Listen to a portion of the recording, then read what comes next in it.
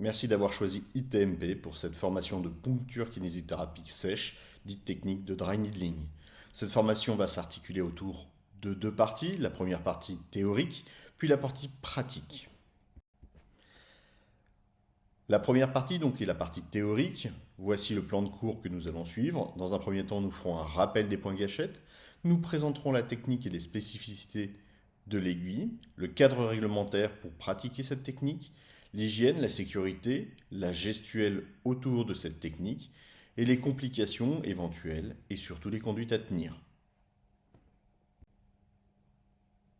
Après cette partie théorique, nous passerons à la partie pratique qui est l'essentiel de cette formation.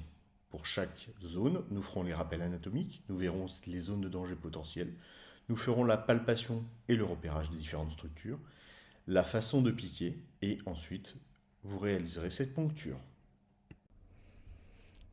Nous allons commencer par un rappel sur les points gâchettes. Nous allons commencer par reprendre la définition d'un point gâchette. Cette définition a été donnée par Janet Travell et David J. Simons. Je vous laisse en prendre connaissance. La traduction que l'on retrouve dans les ouvrages français est la suivante. C'est une zone d'hyperexcitabilité, en général au sein d'une bande palpable, dans un muscle squelettique ou dans un fascia musculaire. On a bien la notion de muscle squelettique, pas de muscle lisse, on n'a pas la notion non plus de tendon, et on retrouve le fascia musculaire. Cette zone donne lieu à une douleur à la pression et à une douleur référée caractéristique, à une sensibilité référée et à des phénomènes neurovégétatifs. Nous reviendrons sur l'ensemble de ces notions, principalement en nous appuyant sur les techniques de dry, bien entendu. Ce qui est intéressant, c'est qu'on a la notion de douleur référée. La douleur référée va se référer donc à des cartes qui ont été publiées en 1952 par Janet Travell. Ce sont des cartes qui montrent les zones de projection des différents muscles. Ces cartes ont été construites de façon empirique par Janet Travell, par des expériences menées notamment sur des étudiants américains. Et il est intéressant de noter que ces références ont été vérifiées à plusieurs reprises. Janet Travell n'avait qu'une seule zone qui n'avait pas été testée, c'est l'abducteur, et c'est pour ça que nous nous appuierons sur des références coréennes pour ces deux muscles-là.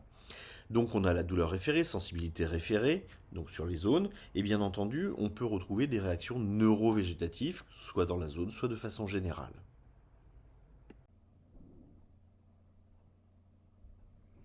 Au niveau de la littérature, si l'on recherche dans PubMed les termes Trigger Point Dry Needling, à l'heure où j'enregistre la vidéo, on retrouve à peu près 5813 occurrences, dont 951 spécifiques pour le dry needling. On voit que la littérature est en pleine explosion depuis ces dernières années. Elle commence en 1952 avec des publications justement de Janet Travell et on peut voir qu'elle va toucher plusieurs domaines, principalement la douleur, mais aussi la fonction, comme il semble actuellement démontré pour tout ce qui est spasticité. Dans la littérature française, on retrouve la notion de point gâchette ou trigger point dans l'ouvrage de Maine sur son syndrome celluloténo-myalgique. En effet, celui-ci, dans les symptômes, décrit la présence de cordons myalgiques indurés avec des trigger points. Et il explique que, justement, ces trigger points sont étudiés par Janet Travell aux États-Unis. Nous allons réaliser un bref rappel historique, à la fois sur les points gâchettes et sur le dry needling. La première fois que l'on entend parler de points gâchettes, ou ce qui peut être assimilé à ces points, se trouve dans un ouvrage du 7e siècle avant notre ère, où l'auteur parle de points hachis ou points hors méridien, qu'il traitait déjà en acupuncture. En 1821, Churchill reparle de ces points hors méridien, sans pour autant pouvoir ni les expliquer, ni donner de justification. Et il faudra attendre un siècle pour que Albee, Murray, commence à parler d'irritation musculaire. Et en 1930, Lewis et Kellgren étudient la douleur référée. Ils avaient une étudiante, Janet Travell, qui est la première à parler de syndrome myofacial et des trigger points en 1940. Il est à noter que la première mention du terme dry needling date de 1947 et que les cartes que nous utilisons actuellement datent de 1952, que ces douleurs référées proviennent d'expériences menées notamment par Janet Ravel qui injectait une solution salée pour irriter ses muscles et elle regardait la zone de référence. Le traitement au début se faisait par l'injection de toxine botulique. À partir de 1955, on a remarqué qu'on avait le même effet en injectant justement une solution saline. Et il faut attendre 1980 pour que Frost le compare à l'aiguille seule. Il faut comprendre que la physiologie reste imprécise. Il y a plusieurs théories qui ne restent que des théories qui permettent d'expliquer une partie de l'apparition de ces points gâchettes sans pour autant donner de justification complètement valide.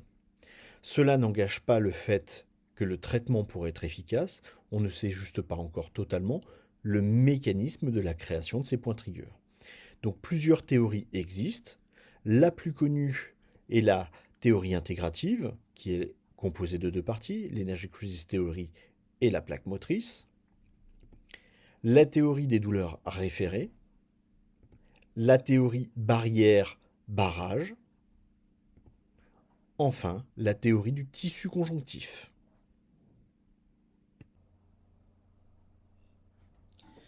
Dans cette théorie intégrative, on retrouve la notion de surcharge musculaire qui entraîne une lésion tissulaire du rétinaculum sarcoplasmique.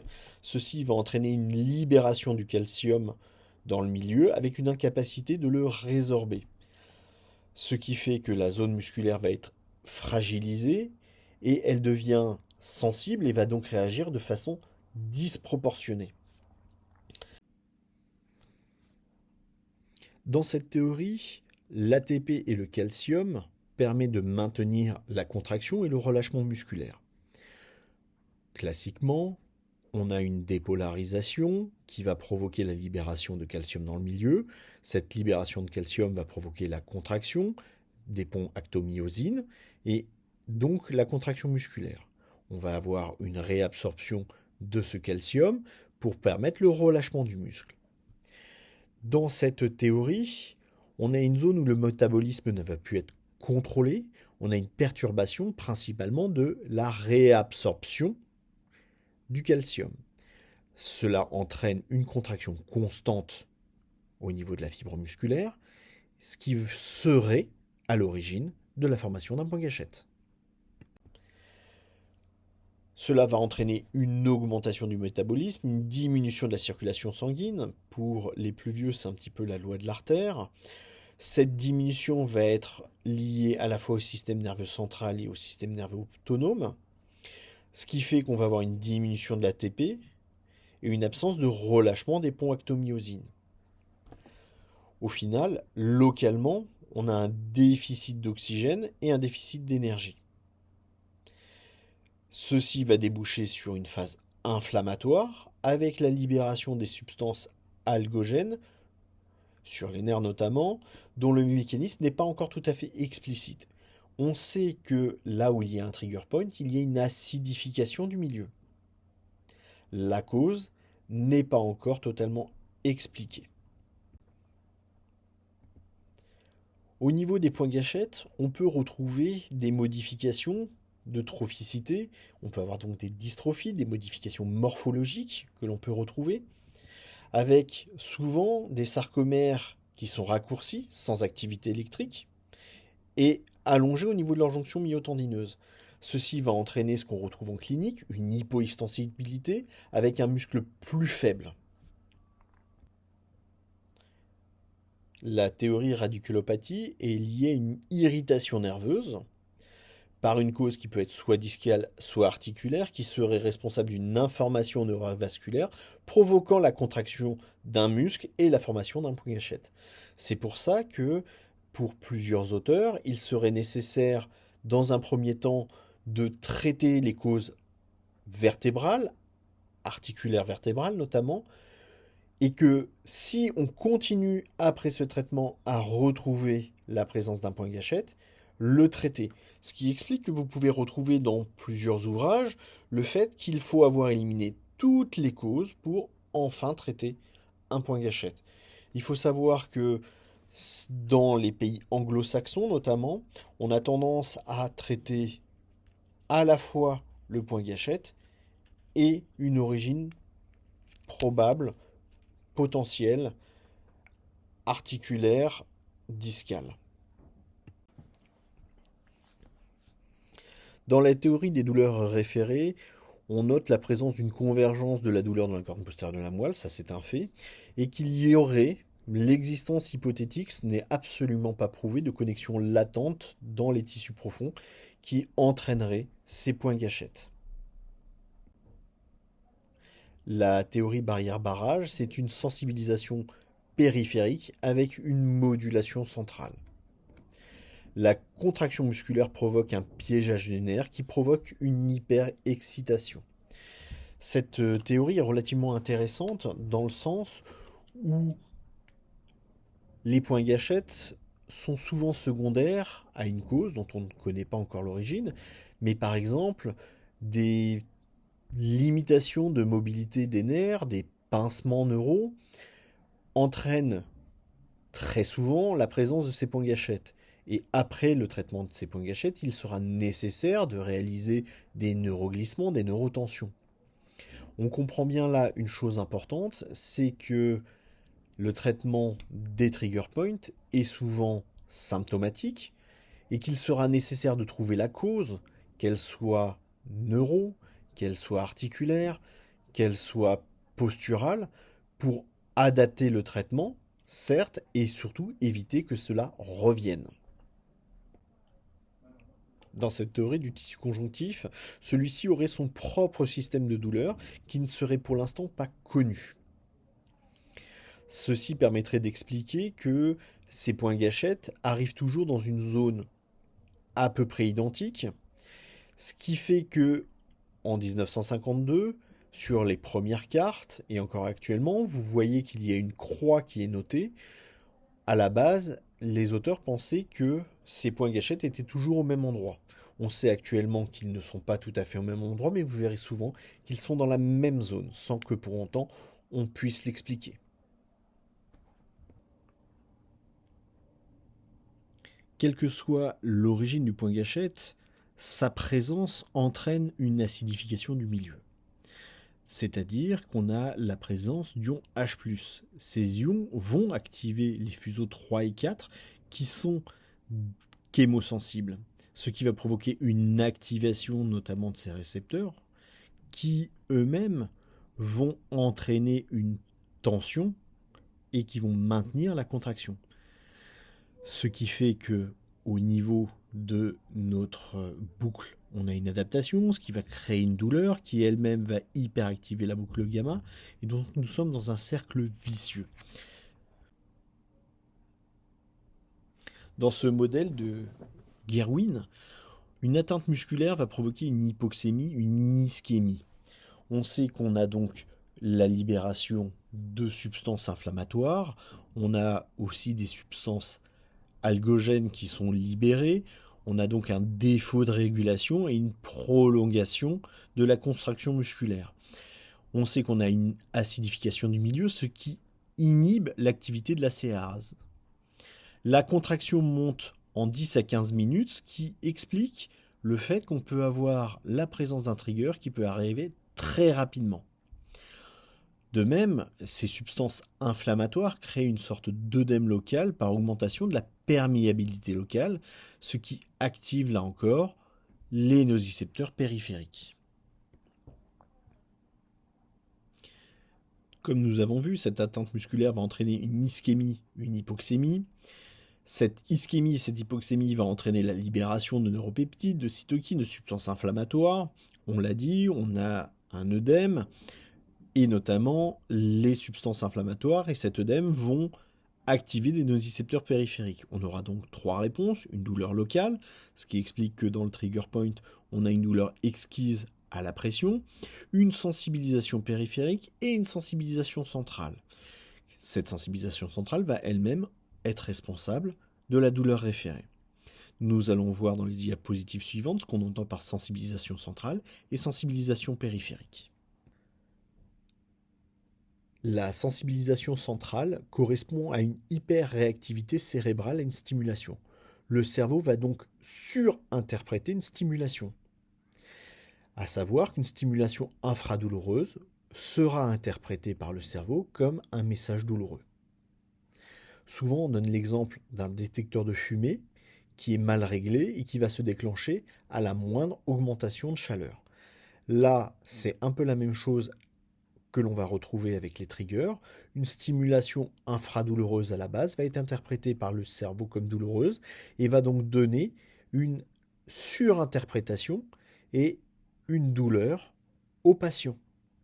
Sur les images que vous avez, c'est une étude qui a montré justement les réactions du cerveau à une stimulation infradouloureuse sur un endroit qui a été sensibilisé. Et on peut voir qu'il va avoir une réponse équivalente à une stimulation douloureuse et que les zones infradouloureuses, elles, ne sont pas stimulées. On va retrouver également au niveau de la corne postérieure de la moelle, à force de retrouver une stimulation constante, une augmentation des récepteurs à la douleur, ce qui va provoquer une stimulation beaucoup plus directe et une convergence corticale beaucoup plus importante. Grossièrement, l'information va être traitée en priorité, va arriver donc de façon prioritaire au cerveau, ce qui explique que la douleur va être ressentie de façon plus intense. Je pense qu'il est important que l'on s'accorde sur les définitions. Les définitions qui vont suivre sont issues de l'ouvrage de Gerwin, dont vous retrouvez les références bibliographiques à la fin de cette présentation dans la section bibliographie. On va commencer par la douleur référée. La douleur référée va se définir par ses caractéristiques. C'est une douleur qui est profonde, diffuse, difficile à localiser. Elle va se manifester de différentes façons. Ça peut être par des sensations de brûlure, de compression, de lourdeur. Souvent, le patient va nous dire que c'est une douleur qui est sourde. Il va la plupart du temps montrer une zone et pas montrer un point. Il faudra donc bien écouter les caractéristiques données par le patient à sa douleur. Ceci va pouvoir nous orienter sur une douleur neurologique ou une douleur liée à la présence d'un point gâchette. La variabilité temporelle va également nous renseigner sur le fait que ce soit une douleur neurologique ou une douleur référée. En effet, celle-ci peut être présente de quelques secondes, la plupart du temps à l'activité, ou à être présente de façon permanente, même au repos. Ce qu'il faut comprendre, c'est que l'intensité de l'étendue de la douleur référée est directement proportionnelle au degré d'irritation ou de sensibilisation. Si vous avez regardé les cartes, vous pouvez observer qu'il y a différentes colorations dans les cartes. Il y a des endroits qui sont un peu plus rouges ou un peu plus denses, d'autres qui sont un peu moins rouges, un peu moins denses. C'est simplement la représentation de l'occurrence de cette référence de douleur. Le patient peut venir pour une référence complète. Si on prend le trapèze, ça va partir de la partie postérieure du cou pour monter jusqu'à la tête en passant par la mâchoire. Soit il peut venir pour juste une partie de cette référence. Il peut venir pour une douleur de mâchoire, ce qui explique la complexité de poser le diagnostic de la présence d'un trigger point. Il faut bien comprendre que le patient peut venir pour juste une partie qui peut être quelquefois très éloignée du muscle. Les références les plus exotiques sont pour moi le solaire qui peut donner une douleur élective sur la sacro-iliaque ou une douleur à la mâchoire. On peut très facilement passer à côté du diagnostic parce qu'on ne pensera pas en première intention à aller regarder un solaire pour quelqu'un qui vient pour une sacro-iliaque, encore moins pour des douleurs au niveau de la face. Elle suit la distribution des sclérotomes, mais pas des myotomes. Cette douleur référée peut s'accompagner d'autres symptômes, notamment neurovégétatifs, de fatigue, fatigue musculaire, de dysfonction avec des troubles de la coordination. La douleur neuropathique est différente d'une douleur référée. Déjà, en général, elle résulte d'une lésion ou d'une dysfonction du système nerveux central ou périphérique. On retrouve habituellement des diasthésies, des douleurs cuisantes, spontanées ou évoquées, souvent accompagnées d'une composante lancinante. La douleur peut également être profonde et extrêmement pénible. La plupart du temps, la douleur neuropathique va suivre un trajet nerveux, et on retrouve la plupart du temps la loi du tout ou rien. Une simple stimulation va provoquer une douleur qui est toujours identique. Elle peut s'accompagner d'autres sensations comme des hyperesthésies, des hyperalgies, des allodynies, des hyperpathies. La Todd band, ou bande palpable, est spécifique du trigger point. Ce qu'il faut comprendre, c'est une contraction endogénique, donc elle est indépendante de l'activité myoélectrique. Ce n'est pas un spasme musculaire qui, elle, nécessite une activité électrique. Ce n'est pas non plus une contracture qui va toucher tout le muscle. Elle ne concerne qu'une partie des fibres. Elle est palpable en prise plate ou en prise pincette. La réponse contractile locale ou secousse musculaire localisée, dit en anglais local twitch response, que souvent on abrège sous le terme twitch, est une contraction brève et intense de la fibre musculaire dans et autour de la bande palpable. Il faut bien comprendre que c'est un signe pathognomonique du trigger point, et ce n'est pas une contraction ni une contracture réflexe, parce que ça ne va pas toucher tout le muscle, mais vraiment que la fibre. C'est une décharge électrique polyphasique brève de grande amplitude. Il ne faut pas confondre cette réponse contractile avec le jump sign, le signe du saut, qui est lui plus un réflexe de sursaut du patient en lien avec la surprise de la poncture et ou l'intensité de la douleur. Quand on va introduire l'aiguille, la réponse contractile peut être surprenante, elle n'est pas forcément douloureuse, mais elle peut être dérangeante et peut entraîner un sursaut au niveau du patient par surprise, c'est ce qu'on appelle un jump sign. Sur la vidéo suivante, vous allez pouvoir voir un twitch.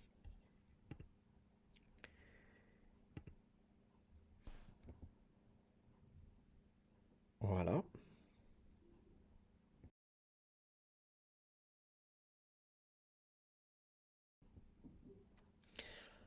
Maintenant, nous allons nous intéresser à l'épidémiologie des points gâchettes.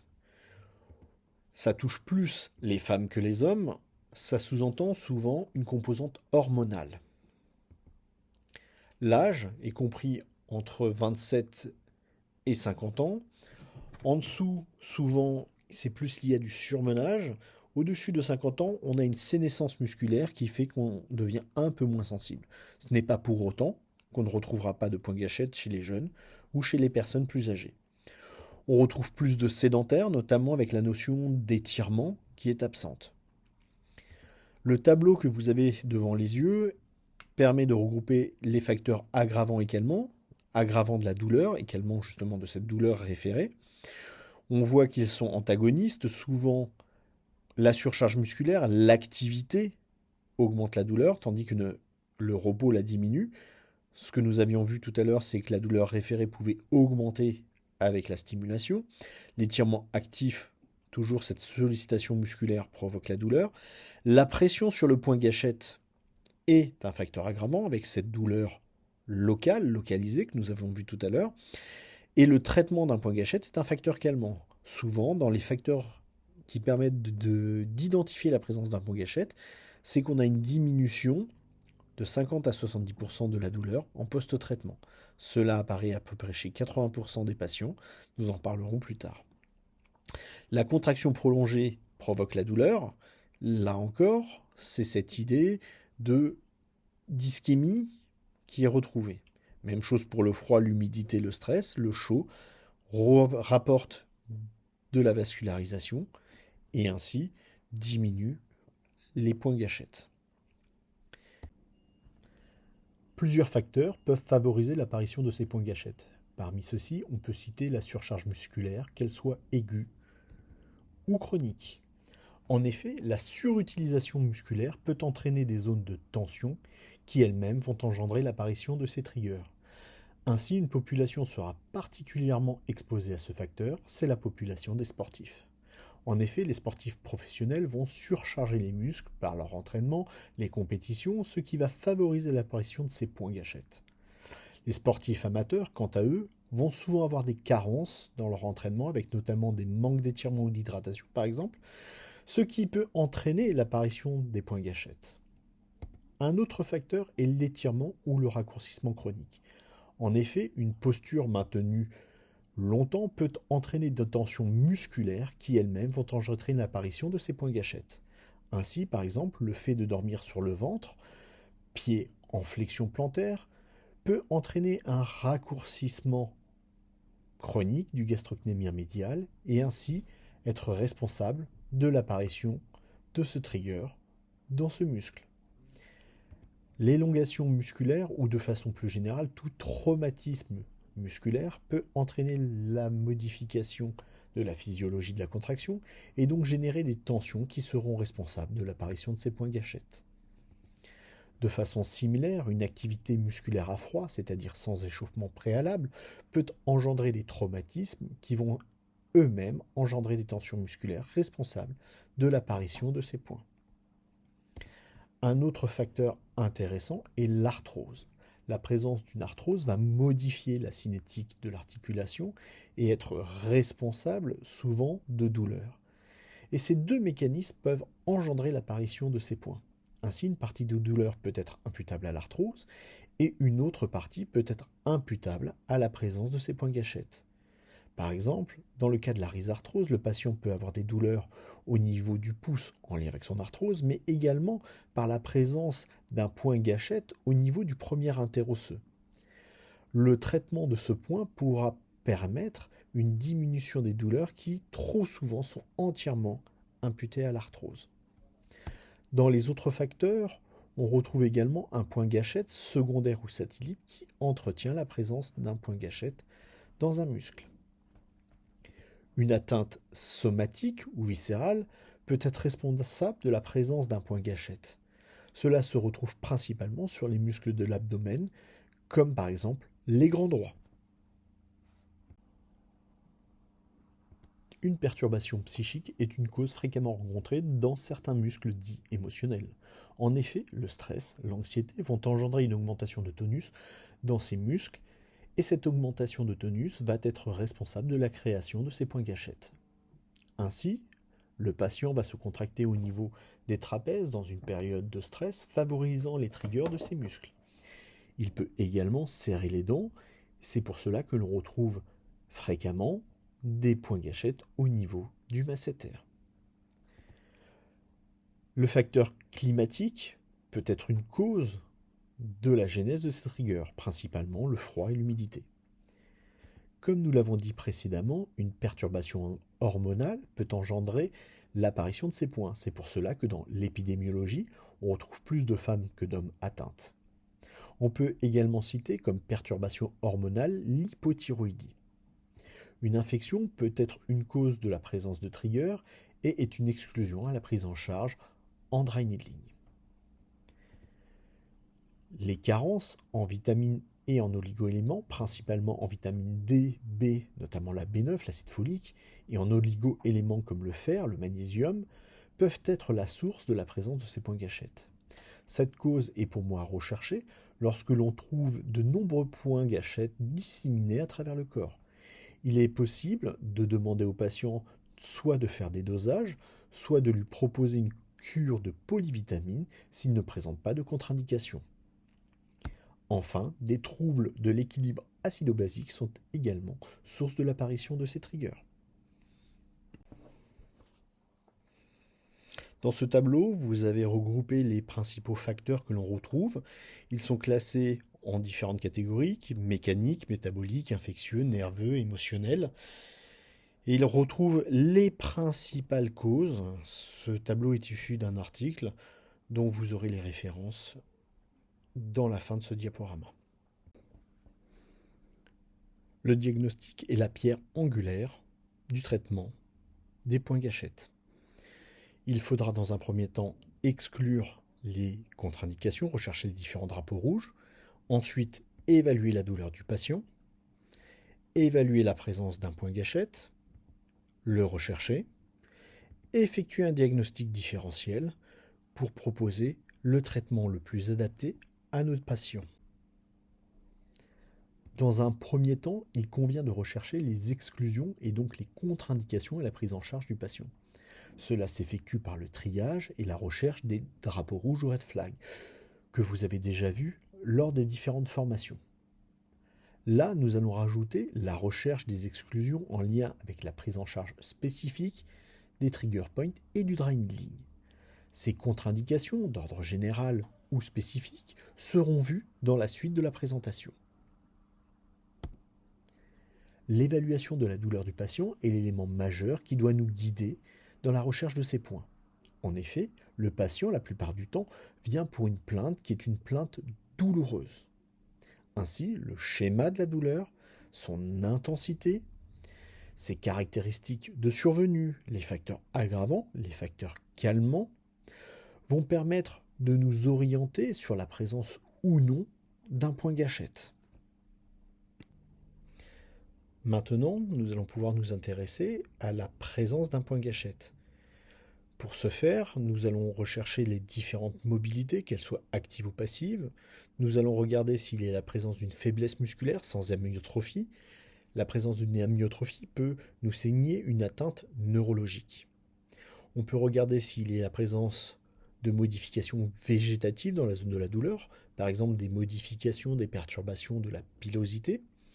Ensuite, on pourra rechercher, demander au patient s'il y a des troubles de l'équilibre ou de la coordination.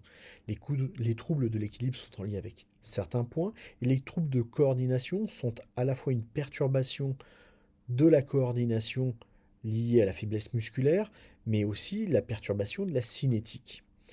Ensuite, on va rechercher le point gâchette comme vous le savez le faire. Cette recherche doit être réalisée en position neutre. La palpation peut être plate ou pincette.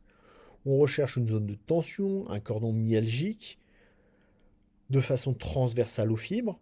Ensuite, une fois qu'on a trouvé ce cordon, on va pouvoir rechercher la présence du point gâchette de façon longitudinale avec la reproduction du symptôme et la présence d'une douleur exquise.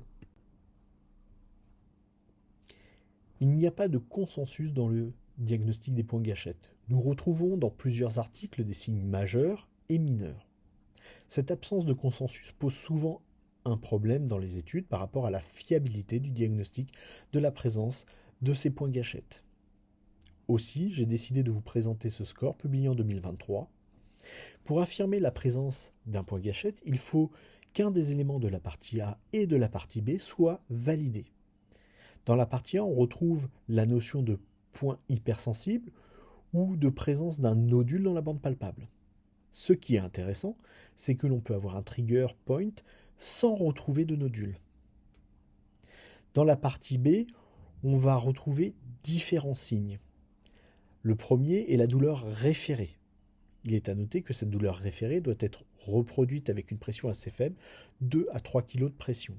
Souvent, on retrouve dans les formations des pressions trop importantes dans la recherche des triggers. Pourtant, les études sont assez claires, il faut une pression légère, 2 à 3 kg, c'est-à-dire le blanchiment de l'ongle lors de la pression. Ensuite, on a la notion de secousse musculaire localisée, local twitch response. Nous avons déjà dit que ce signe était pathognomonique de la présence d'un trigger point. Quant à la partie 3, elle regroupe les signes dits mineurs dans certaines études. Ainsi, on retrouve la perte de mobilité, la faiblesse musculaire, la douleur pendant la contraction, le lien avec le stress émotionnel et la présence de la réaction neurovégétative. Il est à noter que le poids de ces différents signes est pondéré avec ce que l'on retrouve classiquement. Ainsi, la restriction de mobilité et la douleur pendant la contraction ont un poids plus important. Ce score présente l'avantage d'être reproductible. C'est pour ça qu'il est assez intéressant. Ce tableau de synthèse permet, en fonction de la symptomatologie, de préciser les symptômes et signes cliniques que l'on peut retrouver. Pour le versant de la douleur, Celle-ci aura comme caractéristique au niveau de ses symptômes de pouvoir être localisée, plus ou moins irradiante, d'être spontanée ou provoquée, continue ou paroxystique. Au niveau de ses signes cliniques, on retrouvera une douleur exquise à la palpation de faible intensité et surtout une reproduction de la douleur référée, donc la douleur connue par le patient. Pour le versant des troubles moteurs, on retrouvera la faiblesse musculaire, on pourra retrouver également une restriction de mobilité ou des troubles de la coordination. Au niveau des signes cliniques,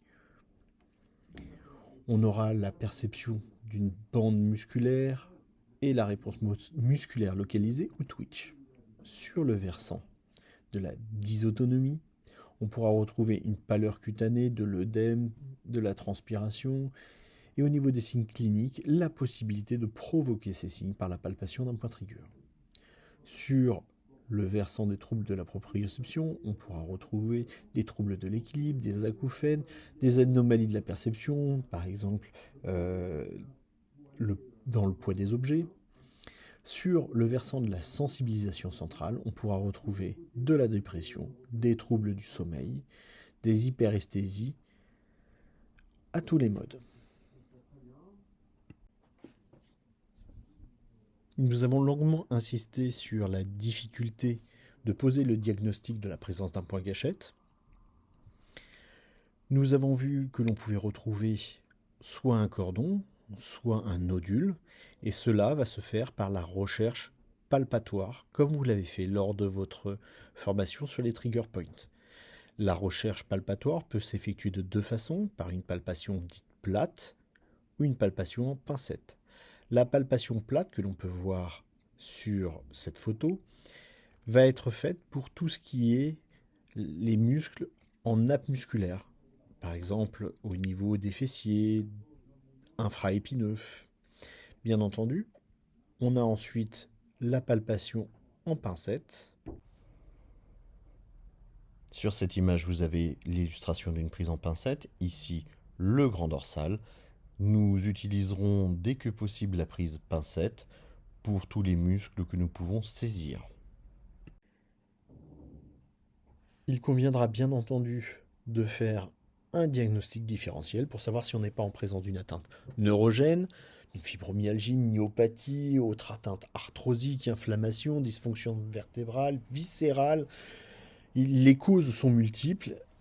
La recherche des drapeaux rouges est impérative pour garantir un soin de qualité et de sécurité pour les patients. Dans cette partie, nous allons présenter les spécificités de la technique en dry needling, c'est-à-dire avec l'utilisation de l'aiguille, et les différentes modalités d'application. Pour définir la technique de dry needling, nous allons dans un premier temps nous appuyer sur des définitions nord-américaines et australiennes. Dans la diapositive suivante, nous regarderons ce qui est dit au niveau du Conseil national de l'ordre. Donc le dry needling est une intervention qui utilise une aiguille filiforme pour pénétrer dans la peau afin de stimuler le point gâchette myofacial, la musculature et le tissu conjonctif pour le traitement des troubles musculo-squelettiques. Voici la définition américaine.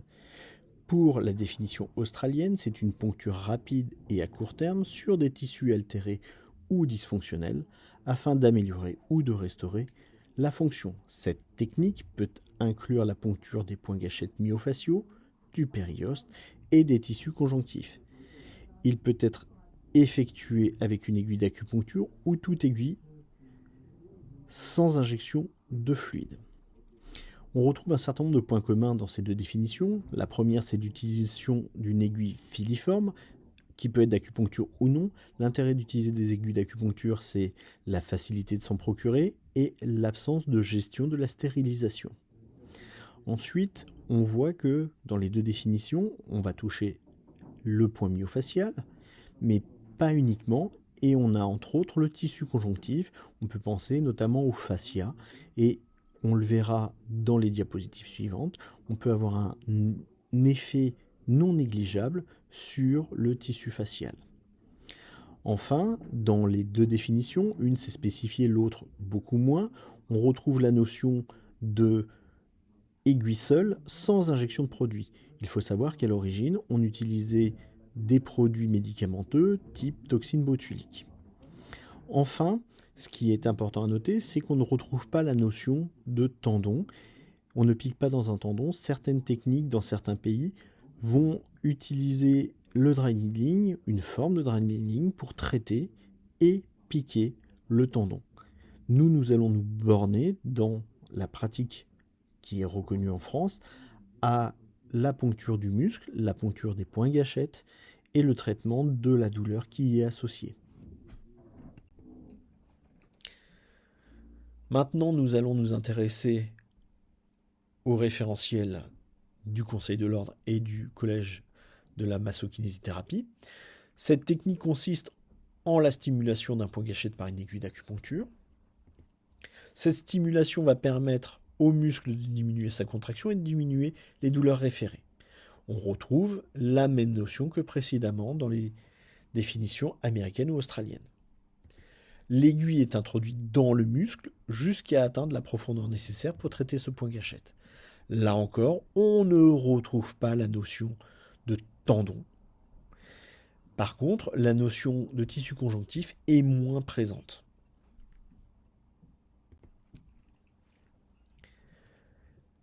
Il est important de noter que nous utilisons des aiguilles d'acupuncture, mais ce n'est pas de l'acupuncture. En aucun cas, nous pouvons dire que nous faisons de l'acupuncture. Pourquoi ce n'est pas de l'acupuncture ? On utilise des aiguilles, certes, mais uniquement à visée musculaire. Nous allons introduire les aiguilles dans le muscle et uniquement dans le muscle. Ensuite, on ne retrouve pas de notion d'énergie ou de dérèglement énergétique. On n'a pas de point fixe et on n'a pas de notion de dérèglement ou de dysfonction en lien avec un diagnostic systémique. Nous savons traiter le muscle et nous traitons le muscle. En aucun cas, nous ne faisons de l'acupuncture. Nos aiguilles vont être enfoncées de façon souvent beaucoup plus importante, beaucoup plus profonde, pour viser le muscle.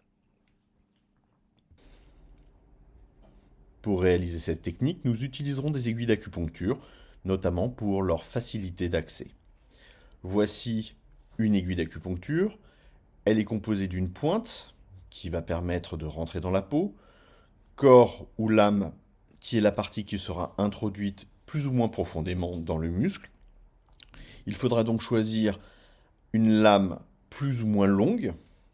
Nous tiendrons l'aiguille par le manchon ou manche. La zone de faiblesse de l'aiguille est la racine ou garde. Pour éviter tout risque, nous ne rentrerons jamais l'aiguille jusqu'à la garde, nous garderons toujours une distance de sécurité. Celle que nous utiliserons possède un guide. Ce guide présente plusieurs avantages. Il va permettre au niveau de l'hygiène de protéger notre aiguille et nous verrons qu'elle peut avoir un effet aussi sur la douleur du patient. Nos aiguilles utilisent un taquet. La gestuelle de l'utilisation de l'aiguille au début est compliquée justement pour enlever ce taquet. D'autres aiguilles type serine possèdent des aiguilles thermocollées. Comme pour la palpation, le traitement va utiliser plusieurs prises possibles. On a la prise plate, que l'on va utiliser pour les muscles plutôt plats, type infraépineux.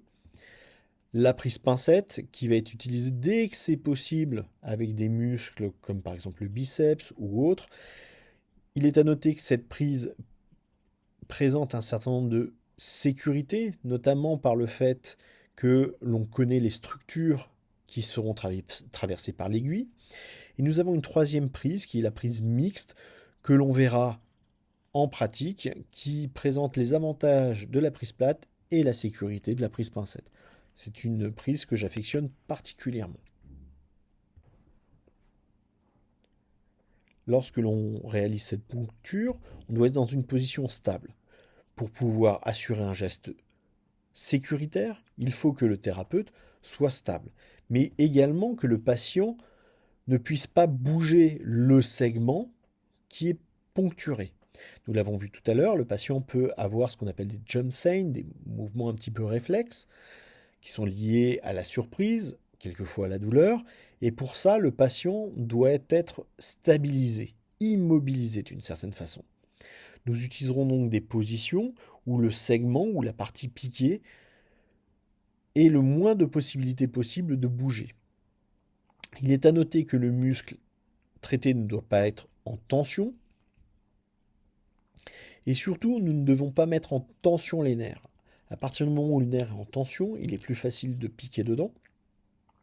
Là encore, le fait de mettre en position neutre permet une certaine mouvance de ce nerf. Idem pour le muscle, s'il est trop en tension, une contraction pourrait être beaucoup plus douloureuse, voire délétère pour le patient. Là, le fait de mettre en position neutre va permettre un raccourcissement en sécurité. Après nous être intéressés aux positions, nous allons maintenant nous intéresser aux différentes modalités qui sont à notre disposition. Nous avons 3 modalités différentes. Nous avons le dry needling profond, le dry needling superficiel et l'électrostimulation intramusculaire. Le dry needling profond, ou deep dry needling en anglais, peut être retrouvé pour certains sous le terme de stimulation intramusculaire, SIM. Celles-ci sont séparées en 2 parties. Nous avons les techniques dynamiques et les techniques statiques. Les techniques statiques seront explorées sur la diapositive suivante. La technique dynamique consiste à introduire l'aiguille jusqu'à la profondeur souhaitée, en général jusqu'au point gâchette, et ensuite à se déplacer.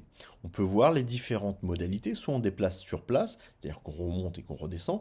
Cette modalité est pour moi à exclure, elle serait blessante pour les tissus. Ensuite, on peut se déplacer de façon circulaire, longitudinale ou transversale. Cela va nous permettre d'explorer soit tout le cordon, soit toute la zone musculaire. La deuxième façon de pratiquer le dry needling profond est la technique dite statique, ce que certains nomment SIM-B. L'aiguille est introduite jusqu'à la profondeur souhaitée et ensuite elle est laissée sur place. Nous utiliserons soit la vibration, on tapera sur le manche de l'aiguille, ou la rotation. Il est à noter que la rotation serait, selon Langevin, beaucoup plus efficace, permettrait une accroche tissulaire beaucoup plus importante. Nous essaierons de comprendre pourquoi dans les diapositives suivantes. Une autre façon d'utiliser l'aiguille est la technique dite dry needling superficielle. Superficial dry needling en anglais, ce que certains appellent stimulation superficielle des afférences. Cette technique a été décrite par Peter Baldry. Elle consiste à rentrer des aiguilles dans la couche superficielle de la zone de référence. Ces aiguilles sont rentrées de façon plus ou moins profonde dans la peau, avec un angle de 45 degrés, ce qui offre le maximum de contact. Les aiguilles sont laissées, les études disent de 30 secondes à 2 minutes. Boscher a expliqué que l'effet de l'insertion d'une aiguille dans la peau a pour effet de stimuler le nerf de certaines fibres et ce faisant créer une activité dans l'interneurone inhibiteur encéphalinergique de la corne dorsale. Lorsque l'activité est provoquée par stimulation de ces fibres nerveuses dans le tissu recouvrant un point gâchette, l'effet est de bloquer la transmission centripète d'informations nociceptives générées dans le groupe sensoriel du point trigger, nocicepteur afférent. Il est à noter qu'on peut utiliser des puces type Pionex qui vont favoriser ce traitement superficiel en complément des traitements profonds. La troisième façon d'utiliser nos aiguilles, c'est l'électrostimulation intramusculaire, que certains nomment stimulation électrique intramusculaire. Cette technique est utilisée principalement lorsqu'on retrouve de multiples triggers sur un cordon, par exemple sur le vaste latéral, l'infraépineux. Et donc, soit on peut traiter chaque point gâchette, soit ce qui peut être intéressant à la fois pour le patient et pour le thérapeute, c'est de poser une aiguille de part et d'autre du cordon. Je déconseille de piquer dans le trigger et de mettre de l'électrothérapie, c'est particulièrement désagréable pour le patient. Et on va utiliser un courant bidirectionnel à moyenne nulle de fréquence 2 Hz. L'intérêt, c'est que ce sont des courants bidirectionnels, donc pas de risque de brûlure. C'est souvent le courant endorphinique que l'on retrouve sur la plupart des machines. On monte l'intensité jusqu'à obtenir une contraction visible ou une sensation désagréable pour le patient. On va laisser en place ce courant pendant 7 à 20 minutes. Les études recommandent l'utilisation entre 7 et 20 minutes pour que les effets soient les plus optimum possibles. Voici utilisé sur le rachis. Nous en reparlerons en pratique. Ou par exemple, Et là, je sais pas si vous sentez. un gastrocnème médian sur une patiente Vous avez le truc qui part. présentant un schéma de Little.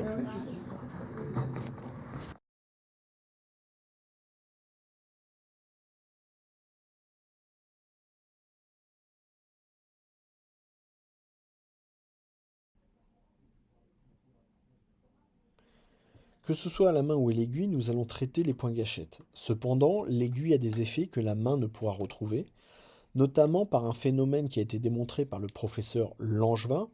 Dès qu'on introduit une aiguille dans le corps, les fibres de collagène vont s'enrouler autour de cette aiguille. Je vais vous présenter un extrait d'un très bon reportage qui est passé sur Arte, qui s'appelle Les fascias, les alliés secrets de notre santé, où le professeur Langevin Il justement suffit que présente l'aiguille soit ces différents introduite éléments. puis retirée pour que le collagène s'enroule autour d'elle, à la manière de spaghettis autour d'une fourchette. La sensation de résistance bien connue des acupuncteurs a désormais un fondement scientifique. Vas-y. Voici ce que ça donne sur une patiente.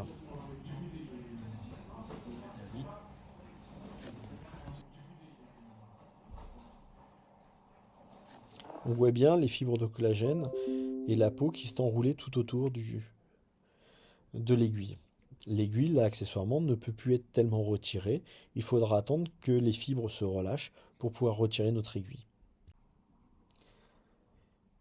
Vous avez les différentes explications dans les articles, dont vous avez les références aussi bien sur le côté que dans la référence bibliographique. Et elle explique bien, et elle a bien démontré avec des études très sérieuses, puisqu'elle a accès à des moyens qui sont assez conséquents, que nous avons donc ce phénomène et que quand on tourne, on va vraiment agir sur ces fibres de collagène. Vous voyez sur cette image, ce qui peut arriver, c'est qu'au bout de mon aiguille, j'ai quelques fibres de collagène.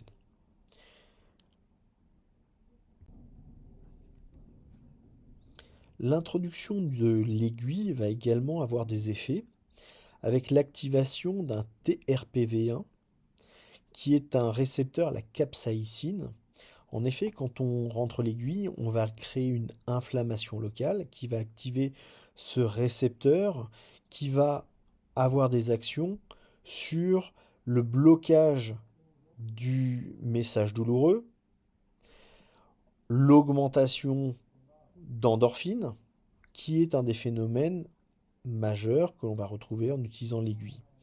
On a une activation d'autres systèmes au niveau de l'hypothalamus et de l'hypophyse qui va activer le système à cortisol, ce qui va combattre également le stress corporel.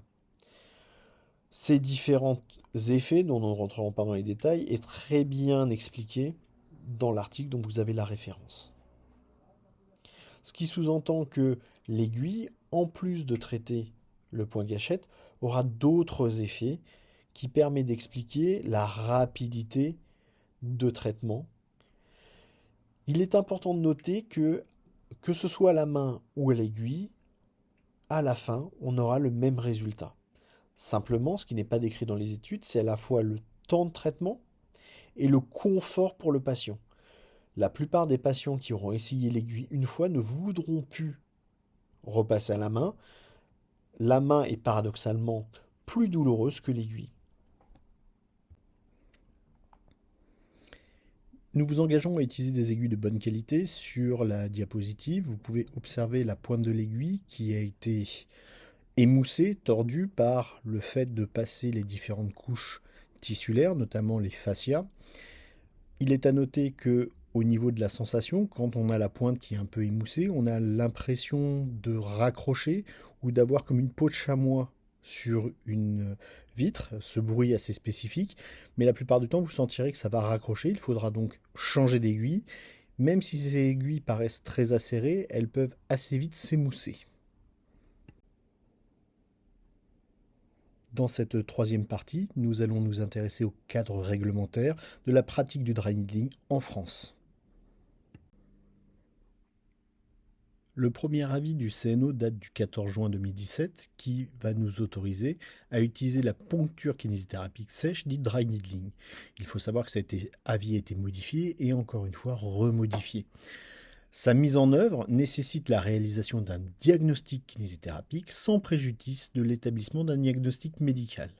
Elle impose comme tout traitement l'accord préalable du patient qui doit être informé sur le protocole mis en œuvre, l'efficacité et les risques de cette technique dont le caractère invasif reste proportionné au but. Le choix du patient d'interrompre le soin devant être respecté à tout moment.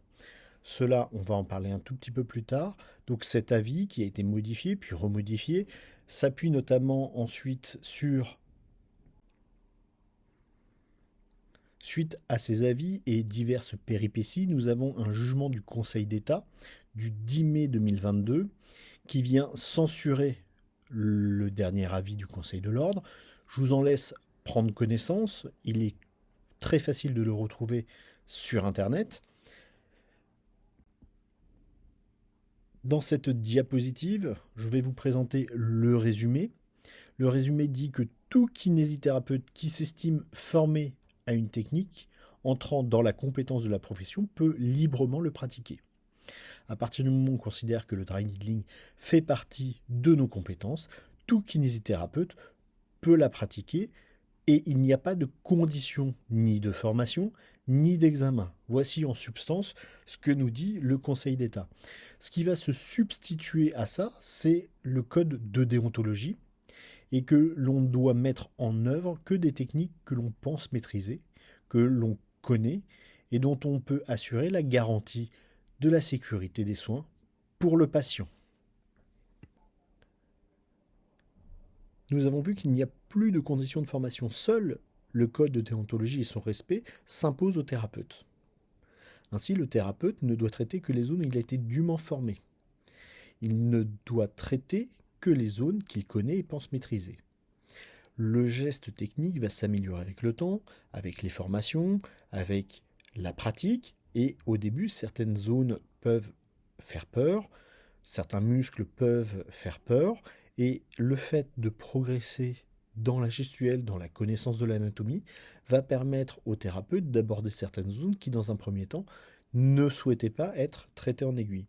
Bien entendu, il doit connaître les limites de cette technique et pouvoir proposer des alternatives. Plusieurs fois, je parlerai de muscles où le bénéfice-risque est négatif, par exemple le tibial postérieur, et le traitement en manuel sera pour moi plus pertinent, de même par exemple pour les scalènes, où le risque de pneumothorax est quand même majeur, et j'incite les gens à ne pas piquer ces muscles. Donc, connaître ses limites, connaître les limites de la technique et savoir proposer des alternatives, voire proposer d'aller voir d'autres thérapeutes plus spécialisés. Et surtout, il doit connaître et appliquer les règles d'hygiène et de sécurité. C'est l'élément fondamental. Nous allons énormément parler des règles d'hygiène et de sécurité, règles d'hygiène de désinfection, de prophylaxie et de sécurité pour piquer en toute sécurité, que le patient ne puisse pas bouger, que la poncture se passe dans des conditions sécuritaires optimum. Tout cela sera bien entendu vu lors de la pratique et nous insisterons fortement sur ces points-là. Voici une fiche d'information que je vous donnerai. Je vous conseille de l'afficher dans votre cabinet pour que le patient puisse en amont en prendre connaissance. Elle est composée de plusieurs parties. La première partie est qu'est-ce que le dry needling ? Ensuite, il y a les différentes complications possibles. Cela apporte des informations loyales pour le patient. Ensuite, il y a comment réduire les risques, aussi bien pour le patient que pour le thérapeute, aussi bien dans le positionnement. Et nous apportons des informations loyales, là encore, sur le fait qu'il existe d'autres traitements. Cette fiche doit permettre l'échange, la discussion, essayer de comprendre les peurs légitimes du patient pour entraîner un libre choix éclairé et un consentement qui pourrait être retiré à n'importe quel moment. Pour moi, c'est un des éléments importants à faire passer au patient. Le patient, on peut lui proposer la technique. S'il ne le souhaite pas, nous avons d'autres méthodes, mais qu'à tout moment, il peut accepter et revenir sur cette décision. On peut utiliser un formulaire de consentement. Le seul problème, c'est qu'il n'a pas de valeur. Et comme à chaque fois, le consentement peut être retiré à n'importe quel moment. Et ça, c'est important que le patient le comprenne, qu'il reste maître de sa propre prise en charge. Dans cette quatrième partie, nous allons nous intéresser à l'hygiène du thérapeute, l'hygiène de l'environnement, l'hygiène du patient, la sécurité pour réaliser des ponctures en toute sécurité et la gestuelle à apprendre qui sera bien entendu fortement pratiquée lors de la section pratique. Dans un premier temps, nous allons nous intéresser aux contre-indications. Nous allons passer la barrière cutanée. Nous avons donc différents risques. Nous allons voir les contre-indications générales, infectieuses, neurologiques, locales, psychologiques. Ce qu'il faut comprendre. D'une certaine manière, la première contre-indication, c'est à vous de vous l'imposer. En cas de doute, il faut s'abstenir de tout traitement. À partir du moment où vous avez un doute, vous vous posez la question, est-ce que je peux ou pas piquer mon patient, par exemple par rapport à son niveau de coagulation, à son niveau de compréhension, à son niveau de coopération, je vous engage à ne pas utiliser l'aiguille. Bien entendu, vous ne faites pas arrêter le traitement anticoagulant à votre patient pour réaliser une poncture. Il faut pouvoir utiliser d'autres possibilités de traitement, manuel, instrumental, mais si vous ne sentez pas le traitement sur ce patient, vous pensez qu'il ne sera pas adapté, vous avez un doute, même si quelquefois lui peut vous mettre la pression, je vous engage à ne pas utiliser cette technique. Le message principal, en cas de doute, s'abstenir, principalement au niveau de l'anticoagulation. Dans un premier temps, nous allons explorer les contre-indications absolues, c'est-à-dire les situations dans lesquelles il ne faut surtout pas utiliser les aiguilles. La première est la situation où le patient présente une urgence aiguë. Ça paraît évident, il a besoin de soins médicaux, éventuellement de kinésithérapie plutôt type respiratoire ou autre, mais certainement pas d'une prise en charge à l'aiguille. La deuxième situation est le patient porteur d'une infection aiguë. Nous avons vu que l'infection peut être à la fois source de cette rigueur, mais le fait de régler l'infection permettra potentiellement de régler le trigger. Ça, c'est une première chose. Et une deuxième chose, ça évitera la contamination et la propagation de l'infection. La troisième situation est un patient qui ne souhaite pas ou qui n'est pas en capacité de comprendre le traitement. Nous avons plusieurs situations, par exemple un patient sous tutelle ou sous curatelle. Je vous engage à essayer d'évaluer les souhaits du patient au regard de sa capacité à comprendre. Il faudra bien entendu discuter avec sa personne de confiance, son tuteur. Maintenant, cela demande peut-être beaucoup d'énergie pour une technique qui peut être utilisée différemment. Nous avons la bélénophobie, la peur des aiguilles. Certains patients ont des peurs paniques des aiguilles. Ils refuseront la prise en charge. C'est assez rare, cela m'est arrivé que très peu de fois, mais si le patient refuse, je respecte son choix. Ensuite, on a le patient qui n'est pas coopérant. Souvent, il a une peur des aiguilles, il n'ose pas l'admettre, ou il n'est pas en capacité de comprendre complètement le traitement. Nous retrouvons le patient agité. Le patient agité, nous avons un risque pour lui et pour nous. À partir du moment où on ne peut pas avoir de position stable, le risque de blessure augmente et le risque de se piquer également augmente. Pour les patients porteurs d'une atteinte psychiatrique, il faudra bien le connaître et essayer de savoir quelles sont ses réactions possibles. Il pourra devenir agité, manque de coopération. Et là encore, le bénéfice-risque est pour moi négatif. Une autre situation est la situation d'un patient atteint d'un cancer. On ne pique pas la zone qui a bénéficié d'une exérèse. Cela peut s'expliquer par le fait que cette zone est fragilisée et que les différents traitements, les rayons, la chirurgie vont modifier complètement l'anatomie de cette zone. Nous ne serons plus capables de dire où passent les différents vaisseaux, où passent les différents nerfs, et donc c'est une zone qui est à exclure de notre prise en charge. On ne pique pas une zone tumorale, même s'il n'y a pas eu d'exérèse.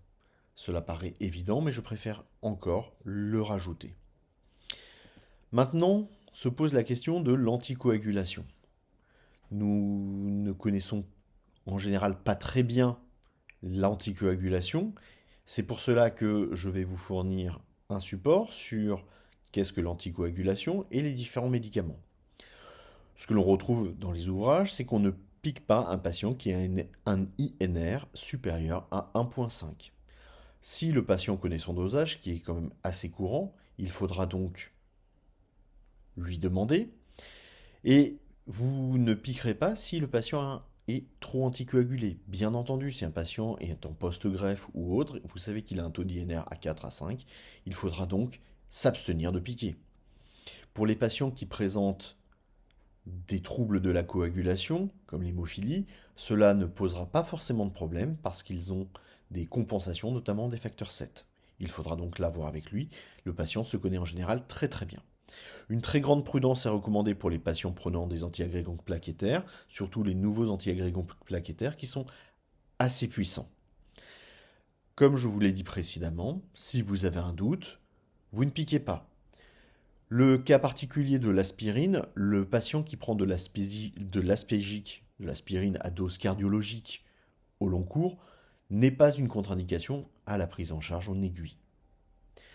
Moi, je vous engage à discuter avec votre patient et identifier les patients qui ont tendance à avoir des troubles de la coagulation, qui marquent très facilement. Ce sont des patients qui, en général, ont un INR important.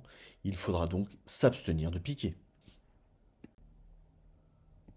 Nous ne piquerons pas dans une zone cutanée non intègre. Nous n'allons pas piquer dans un névus, c'est-à-dire un grain de beauté. Nous ne piquerons pas sur le tatouage, nous pouvons piquer en dehors des zones tatouées, mais je vous rappelle que le tatouage est une contre-indication, par exemple à la perfusion, contre-indication à la péridurale, donc nous ne piquerons pas dans un tatouage, nous ne piquerons pas sur une infection ou une atteinte cutanée, notamment les eczémas, on ne pique pas sur une plaie ou une ecchymose. Nous verrons ça tout à l'heure également sur les hématomes. Je profite pour rappeler que nous ne piquons pas sur une cicatrice avant au minimum 18 mois. Les œdèmes lymphatiques sont également une contre-indication absolue. Par le risque infectieux, le fait de piquer pourrait ensemencer l'œdème lymphatique et être responsable d'une lymphangite. Nous ne piquerons pas également dans les nodules lymphatiques. Comme évoqué dans la diapositive précédente, nous n'allons pas piquer dans un hématome. La présence de sang peut majorer le risque infectieux, donc nous ne piquerons jamais au niveau de l'hématome. Nous ne piquerons également pas dans une zone où il y a un implant. Le stimulateur cardiaque paraît évident, mais tout ce qui est les implants prothétiques et les ostéosynthèses. Il conviendra donc de demander systématiquement au patient ou à la patiente s'il possède des implants type implant mammaire ou dans d'autres zones, fessiers, abdos, au niveau des mollets. Il faudra donc s'enquérir de savoir s'il a eu de la chirurgie esthétique. Au niveau des zones où il y a eu de l'ostéosynthèse, nous ne devrons jamais aller toucher avec l'aiguille l'ostéosynthèse. Nous devrons potentiellement rester en superficie ou s'abstenir de piquer dans cette zone. Il ne faut pas faire d'effraction capsulaire, donc nous ne piquerons jamais en direction de la capsule.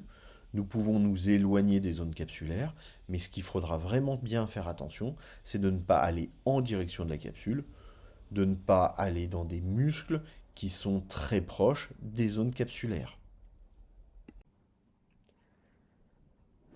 Certaines zones anatomiques sont à exclure de la prise en charge en dry needling. Je vous conseille de ne pas utiliser cette technique dans les zones suivantes. Au niveau du thorax, on ne pique pas entre les côtes, on ne pique pas la zone péricardique. Nous verrons qu'il y a d'autres contre-indications, notamment à la présence d'une BPCO. On évite la région thoracique lorsque le patient présente une BPCO. De façon générale, je vous engage à ne pas piquer la partie thoracique postérieure en direction du poumon. Nous verrons donc des techniques pour piquer certains muscles en restant de façon tangentielle, donc en minimisant les risques. Au niveau de l'abdomen, on ne pique pas en avant des processus transverses, dans la zone du péritoine. Nous ne piquerons pas non plus les parties génitales. Il y a à noter que certains pays, notamment aux États-Unis, vont piquer certains muscles. Je pourrais vous montrer sur des ouvrages, mais pour ce qui nous concerne, nous allons exclure cette zone-là. Ensuite, au niveau cervical, on ne pique pas au-dessus de ces deux, surtout dans la direction du foramen magnum, pour éviter une effraction de cette zone-là. On ne pique pas en avant des transverses, quand on va aborder la partie postérieure du cou. On ne pique pas en avant du scom, pour différentes raisons, notamment la présence du larynx et d'autres chaînes ganglionnaires. Et dans la partie de la loge antérieure des scalènes, de façon générale, je vous engage à piquer toujours minimum 2 travers de doigts au-dessus de la clavicule. C'est un muscle que je déconseille la poncture, éventuellement que vous pouvez réaliser sous échoscopie. Mais le bénéfice-risque est pour moi assez négatif, surtout le scalène antérieur qui, je vous le rappelle, va s'insérer sur le dôme pleural. Nous allons maintenant nous intéresser aux contre-indications relatives. La première de ces contre-indications est la prise des femmes enceintes. Une étude australienne a montré qu'il y avait peu ou pas de risque. C'est une étude qui a étudié les pratiques en Australie sur les femmes enceintes.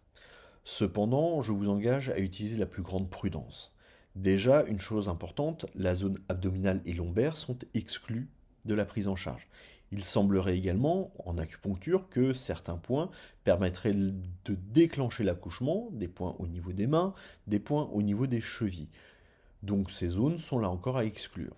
Je vous rajouterai la zone réflexe au niveau sacré. Maintenant se pose la question de est-ce que je prends ou pas une femme enceinte. Cela aussi peut dépendre du terme. Nous savons qu'entre 0 et 3 mois, nous avons un risque majoré de fausse couche. Ceci donc implique une grande prudence parce que notre responsabilité peut être engagée même si nous ne sommes pas directement responsables. Je vous rappelle que notre responsabilité est entre 5 et 10 jours après notre prise en charge. Au-delà de 6 mois de grossesse, le risque de prématurité est là encore majoré.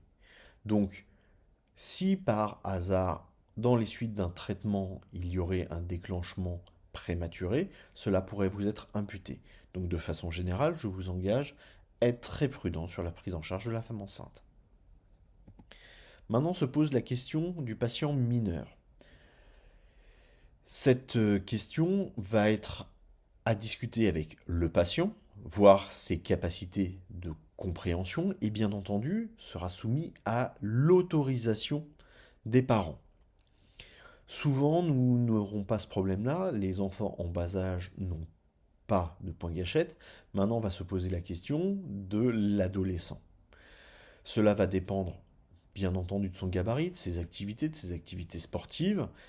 Souvent, on peut commencer à en prendre à partir de 16 ans, mais j'insiste sur le fait qu'il faut l'autorisation des parents, l'accord du patient et s'assurer qu'il ait bien compris les choses. Personnellement, j'ai très peu, voire quasiment pas, de mineurs dans ma patientèle. Maintenant, les rares fois où j'ai été amené à pratiquer cette technique sur un patient mineur, j'avais bien expliqué au patient. Nous avions laissé une séance entre le traitement et la prise en charge. Entre l'explication et la prise en charge. Et le parent était présent dans la salle. Pour les patients immunodéprimés, il convient d'évaluer le risque de contamination du patient. Je trouve cela pertinent de ne pas utiliser cette technique. Ce sont des patients qui ont des faiblesses au niveau des défenses immunitaires. Le fait de faire une effraction cutanée peut être responsable d'infection. Bien que le risque soit très faible, je trouve que le bénéfice-risque est négatif. Je vous engage à ne pas piquer ces patients-là. De même, le patient contagieux, là, ce n'est pas pour protéger uniquement le patient, mais également vous protéger vous. Le bénéfice-risque est là encore, à mon avis, négatif. J'ai tendance à encourager à ne pas utiliser cette technique sur ce type de patient. En ce qui concerne le patient diabétique, je vous recommande la plus grande prudence, notamment si l'on doit piquer les extrémités. En effet, les patients diabétiques présentent deux problèmes, un problème de cicatrisation et un problème de glycémie. Il faudra donc s'enquérir de ses capacités de cicatrisation, savoir si c'est un patient qui cicatrise bien, lui demander comment il cicatrise. Et au niveau des extrémités, nous avons des retards de cicatrisation qui peuvent être plus importants. Il faudra donc bien désinfecter la zone, bien être prudent par rapport à ça. De même, le patient qui n'est pas équilibré au niveau de sa glycémie, je vous recommande de ne pas piquer. L'utilisation de l'aiguille, et notamment si l'on déclenche des secousses musculaires localisées, peuvent diminuer le taux de sucre du patient. Il faudra donc que le patient surveille sa glycémie et qu'il ait de quoi se resucrer si besoin. Pour le patient porteur d'une atteinte respiratoire grave, par exemple une BPCO, il convient, comme je vous l'ai dit tout à l'heure, de ne pas piquer sur le thorax. En effet, si par mégarde, accident, vous provoquez un pneumothorax chez ces patients-là, vous avez des risques beaucoup plus importants qu'un patient n'ayant pas de pathologie respiratoire. Pour faire simple, un patient BPCO qui a un pneumothorax a une chance de mourir beaucoup plus importante qu'un patient qui ne souffre pas de maladie respiratoire. En ce qui concerne le patient épileptique, souvent on a tendance à dire que c'est si on pique qui déclenche une crise. Certes, le risque est minime. Par contre, ce qui est plus vraisemblable, c'est que la charge émotionnelle, les stimulations sensorielles importantes liées à cette technique peuvent être responsables du déclenchement d'une crise. C'est pour ça qu'il convient de voir avec le patient le bénéfice ou pas d'utiliser cette technique, et il faudra bien surveiller le patient comme à chaque fois. Le patient porteur d'un trouble de la sensibilité ne pourra pas donner de retour quant aux sensations, notamment si on approche d'une zone vasculaire et surtout d'une zone nerveuse, ce qui fait que il faudra bien discuter avec lui, mais souvent si le patient ne sent pas, je vous recommande de ne pas piquer la zone. Il conviendra de s'enquérir des allergies du patient. L'allergie qu'on retrouve le plus communément est celle au latex. Nous utiliserons la plupart du temps des gants en nitrile, ce qui limite les risques allergiques. Ensuite, nous utiliserons des aiguilles de très bonne qualité qui sont en inox, avec donc très peu d'allergies. Il conviendra de s'enquérir de la composition des aiguilles, principalement lorsque vous achetez des aiguilles chinoises qui peuvent être de qualité assez médiocre. Nous vous recommandons d'utiliser des aiguilles de bonne qualité, soit des aiguilles espagnoles, celles que nous utilisons, ou les aiguilles japonaises de type serine, qui sont de très bonne qualité. Sur les extrémités, il faudra faire attention quand on pique au niveau de la face palmaire et de la face plantaire. Nous vous recommandons de ne pas piquer la face plantaire et la face palmaire, tout simplement pour la richesse sensitive qu'elles ont, qui fait qu'une poncture de ces zones sera extrêmement douloureuse. nous avons vu que certaines zones anatomiques sont à exclure de la prise en charge. Cependant, certaines zones peuvent nécessiter des précautions particulières, principalement quand on a des nerfs. Nous ferons dans la partie pratique le repérage des différents nerfs et nous vous recommandons de dessiner le trajet nerveux. Nous ferons la palpation des différents nerfs, nous essaierons de voir comment nous pouvons repérer les principaux nerfs, et à chaque fois, je vous engage à dessiner le nerf et à le laisser en place. Pourquoi ? Pour que lors de la poncture, nous puissions nous éloigner du trajet nerveux. À chaque fois, nous ferons une poncture où nous prendrons la précaution de nous éloigner du trajet nerveux. Ensuite, nous allons piquer de façon très progressive, nous allons descendre de façon très lente, très progressive, et en cas de douleur du patient, nous essaierons d'identifier est-ce que c'est bien une douleur neurologique ou une douleur en lien avec le point gâchette. Pour cela, nous pourrons faire de la neurotension et voir si justement ces différences de tension majorent ou pas ces douleurs. Comme nous l'avons déjà vu précédemment, en cas de douleur neurologique, on n'a pas de doute, puisque la plupart du temps c'est désagréable, ça va brûler dans une zone, principalement brûler, picoter. Ensuite, nous avons la loi du tout ou rien, c'est-à-dire qu'une simple stimulation va donner toujours le même trajet, et la même intensité qui souvent est douloureuse ou désagréable. La même précaution est à prendre pour les vaisseaux. Nous parlons bien entendu des gros vaisseaux, mais même des veines. Nous essaierons de repérer les veines superficielles. Et bien entendu, nous utiliserons les mêmes recommandations que pour les nerfs, à savoir que nous nous éloignerons des vaisseaux. La différence se fait dans la douleur. En général, quand on va toucher un vaisseau, une petite veine, le patient va avoir une sensation de brûlure désagréable. Dans ce cas, je vous engage à retirer l'aiguille, éventuellement changer l'orientation. Quelquefois, retirer complètement l'aiguille et se mettre juste à côté. Mais dans tous les cas, il conviendra de bien comprimer cette zone pour éviter que le patient ait un hématome ou un bleu dans les suites avec cette petite suffusation sous-cutanée. Nous allons passer la barrière de la peau, il convient donc d'appliquer des règles d'hygiène. Ces règles sont valables pour le praticien, pour le patient et pour le matériel. Nous devons respecter un protocole d'hygiène. Nous le verrons abondamment pendant les pratiques. Là, nous allons en parler assez rapidement. La pratique de cette technique nécessite du matériel, dans un premier temps des aiguilles, stériles à usage unique, un collecteur conforme à la norme NF X30-511, des gants, un désinfectant, des compresses, une solution hydroalcoolique. Nous allons revenir sur chacun des éléments dans les diapositives suivantes. La réalisation de cette technique nécessite que le thérapeute adopte des règles d'hygiène très strictes aussi bien pour lui que pour l'environnement.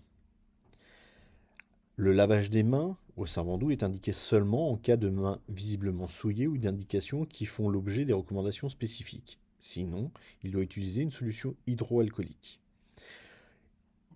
Il ne faut pas tousser ou éternuer dans la zone et le port du masque est recommandé en cas d'infection respiratoire. Nous l'avons vu tout à l'heure, le gant est obligatoire pour apporter un saignement. On ne comprime pas sans la présence de gants. La compresse ne suffit pas. Il faut se reporter également aux recommandations qui vont être jointes à ce PowerPoint.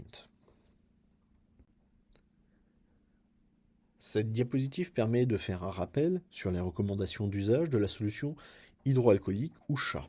Celle-ci est utilisée immédiatement avant tout contact direct avec un patient ou avant tout acte de soin, qu'il soit propre ou invasif.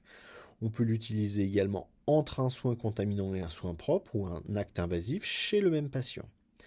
Après le dernier contact direct ou soin auprès d'un patient, après contact avec l'environnement immédiat du patient, après tout contact avec des liquides biologiques immédiatement après avoir retiré les gants.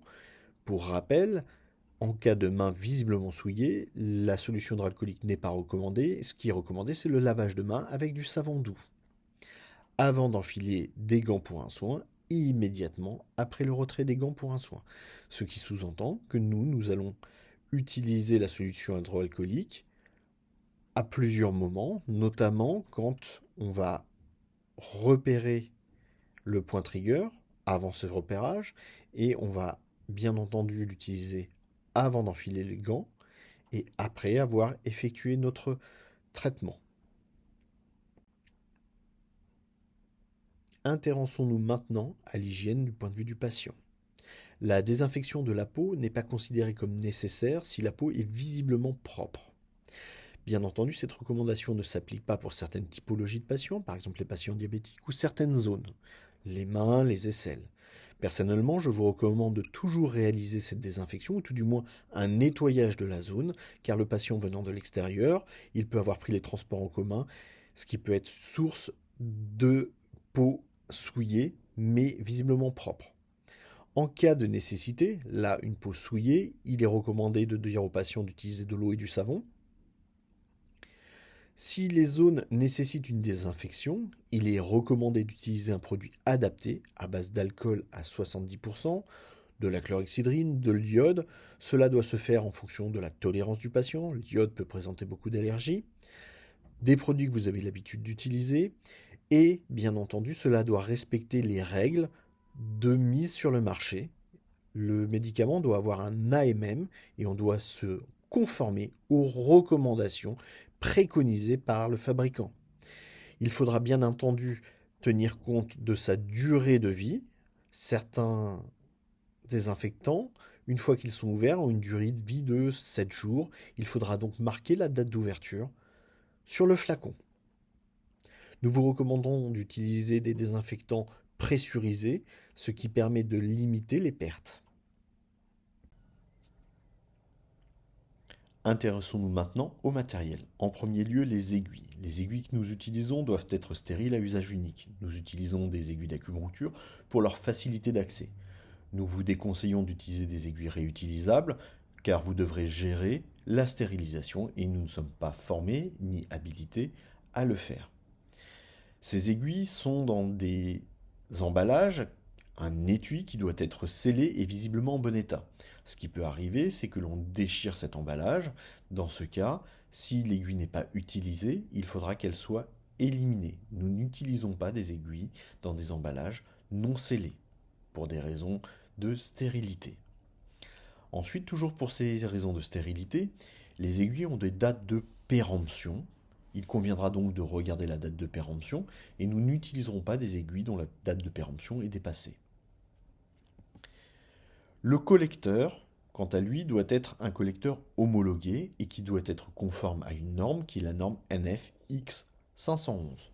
Vous pourrez vous procurer ces collecteurs dans les magasins médicaux ou plus simplement chez votre pharmacien. L'entreposage de ce collecteur doit être réalisé dans un espace dédié, à l'abri du public et des sources de chaleur. Il doit être éliminé tous les 3 à 6 mois. Nous vous recommandons de l'entreposer dans un endroit inaccessible pour le patient. Et là encore, pour vous souvenir de la date d'ouverture, ou d'utilisation plus précisément, je vous engage à marquer la date au marqueur dessus. En fonction de la capacité que vous allez prendre, vous aurez une limite de remplissage qu'il faudra respecter. Je vous rappelle que vous êtes responsable de l'élimination de ces déchets. Tout producteur doit être responsable de l'élimination de ces déchets. Nous allons parler de l'élimination des déchets dans la diapositive suivante. Comme nous l'avons dit précédemment, nous allons produire des déchets que l'on appelle des DASRI, des déchets d'activité de soins à risque infectieux. La définition est la suivante. Les déchets d'activité de soins sont des déchets issus de l'activité de diagnostic, de suivi, de traitement préventif, curatif ou palliatif dans les domaines de la médecine humaine ou vétérinaire. Les aiguilles qui vont être donc introduites dans le corps du patient sont des déchets d'activité de soins. Ils répondent donc à cette définition. Ils doivent donc être éliminés par des voies particulières et nous sommes responsables de leur élimination. Ne vous inquiétez pas, nous allons voir comment cela se fait. Nous ne pouvons jeter ces déchets dans n'importe quelle poubelle. Elles doivent être collectées par une entreprise spécialisée ou rapportées à un point de collecte déclaré à l'ARS. Le point de collecte le plus facile pour nous est le pharmacien. Nous ne produisons pas suffisamment de déchets pour prendre un abonnement et la bonne relation que nous entretenons avec nos amis pharmaciens fait que nous pouvons rapporter ces aiguilles. Il faudra qu'il y ait une traçabilité. Je vous conseille donc d'avoir un cahier dans lequel vous réalisez un suivi de quand est-ce que ça a été ouvert, quand est-ce que ça a été éliminé, quand est-ce que ça a été donc amené au pharmacien. Éventuellement, vous pouvez mettre un petit tampon du pharmacien pour qu'ensuite ces déchets soient incinérés, soit pré-traités par des appareils de désinfection, afin d'être ensuite éliminés par la filière des déchets ménagers. Cette partie-là ne nous incombe pas à partir du moment où on l'a donné soit à une entreprise spécialisée, soit un point de collecte, et principalement le pharmacien. Pour acheter ces dasseries, là encore, votre pharmacien sera votre meilleur relais. Nous avons déjà abondamment parlé du désinfectant. Pour rappel, il est recommandé de suivre les règles d'utilisation préconisées par le fabricant, règles d'utilisation aussi bien sur sa durée que sur son mode d'application. Certains désinfectants seront à action immédiate, d'autres il faudra laisser quelques secondes, d'autres il faudra les essuyer. Je vous engage à lire le mode d'emploi, se conformer aux recommandations également quant à l'ouverture et la durée de vie du produit. Si vous n'utilisez pas un flacon pressurisé, il faudra marquer la date d'ouverture et vous conformer aux différentes recommandations. Certains désinfectants ont une durée de vie de 7 jours, d'autres de 3 semaines. Cela va dépendre de ce que vous utilisez. Parlons maintenant de la zone de travail. La zone de travail que vous utilisez doit être propre et désinfectée régulièrement. Vous avez vu sur la photo précédemment que j'utilise un chariot. Le fait d'utiliser un chariot apporte une sécurité et permet d'être désinfecté régulièrement. À défaut, vous pourriez utiliser un plateau qui, lui, pourrait être désinfecté régulièrement. La position du collecteur est très importante. Nous vous conseillons dans les recommandations de fixer le collecteur à un support, surtout pour éviter qu'il tombe et se renverse. Le collecteur doit être ensuite à portée de main lors des soins. Le risque d'utiliser une aiguille, qui est un objet perforant, c'est de se piquer. Ce qu'il faut comprendre, c'est qu'il faudra éliminer dès que possible cette aiguille. On a piqué, on sort l'aiguille, on la met immédiatement dans le collecteur. Pour éviter de se piquer, ce collecteur doit être immédiatement accessible et surtout, on ne doit pas croiser les mains. Je vous engage également à le garder toujours visible pour l'identifier où il est. Souvent, on a tendance à vouloir le poser en bas, sur le côté. Cela peut être source de piqûres. On ne sait pas où est le collecteur et l'aiguille va se promener.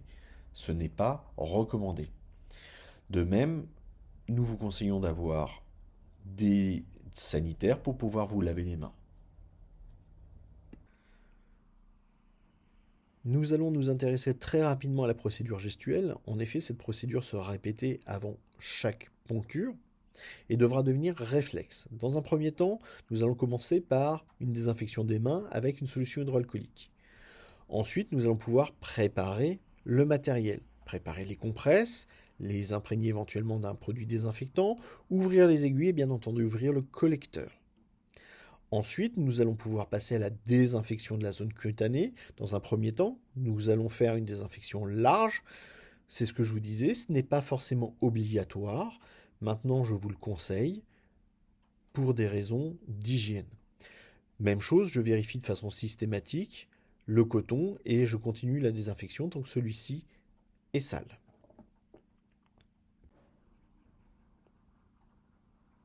Après avoir réalisé toutes ces ouvertures, nous allons passer à la poncture en elle-même. Dans un premier temps, nous allons désinfecter de façon spécifique la zone en escargot. Nous verrons lors des pratiques comment. Nous allons ensuite nous désinfecter les mains avec une solution hydroalcoolique pour pouvoir mettre le gant. Ensuite, nous allons saisir l'aiguille entre l'index et l'annulaire, sortir l'aiguille de son emballage, sans toucher l'extrémité. Ensuite, nous allons éventuellement sortir le taquet. Nous verrons tout ça lors de la pratique. L'autre main va saisir, soit en pincette, soit à plat, la zone à traiter sans toucher la zone qui a été désinfectée. Nous introduisons ensuite l'aiguille qui sera introduite à la profondeur adaptée. Et ensuite, nous ferons soit une stimulation de type A, soit une stimulation de type B, c'est-à-dire que nous irons nous promener ou en rotation. Nous verrons bien entendu tout cela en pratique.